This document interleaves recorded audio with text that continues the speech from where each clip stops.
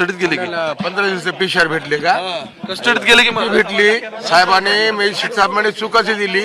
कमीत कमी 7 दिवसाची पिशार व्हायला पाहिजे.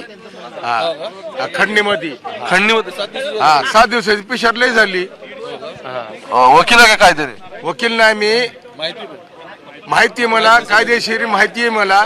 7 दिवसाची पिशार. तुम्ही पण समर्थक आहे का सगळे? हो आम्ही समर्थक आहे. समर्थक आहेत सगळे. समर्थकच आहे. आम्ही समर्थक आहेत. पळून आलो आम्ही समर्थक आहे. खंडणीमध्ये लय झालं 3 दिवस.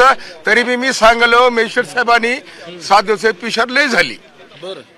आता 14 दिवसाची म्हणल्यावर लय झालं ना. मर्डर मध्ये बी एवढी होत नाही. 302 मध्ये बी होत नाही नाही आता बघा की ते म्हणतात की त्या 302 कमीत कमी 500 केस आहे. मुंबईमध्ये मी राहून आलेलो पण एवढी पिशार 302 चे किती केस आहेत तुमच्यावर? 500 केस आहे मुंबईमध्ये. मुंबईमध्ये खंडणीमध्ये हे एवढी पिशार कधीच भेटली नाही. कोर्टाच्या आवारात म्हणतात साहेब मला मंगल दादा म्हणतात. मी परळीचा आहे. मी काय म्हणालो अजून मी सांगलो एवढी पिशार भेटत नाही खंडणीमध्ये. तुम्ही समर्थक आहे, तुम्हाला काय माहिती आहे का या सगळ्या प्रकारात की असं काही झालंय नाही झालंय? समजा माहित आहे अन्नाचा काय दोष नाही ह्याच्यामध्ये. राजकारण आहे. सूर्यदास काय कोण करतंय? सूर्यदास काय गुन्हेगार आहे ते बी. त्याचे किती मर्डर झालेले त्यांच्या पाटोद्यामध्ये.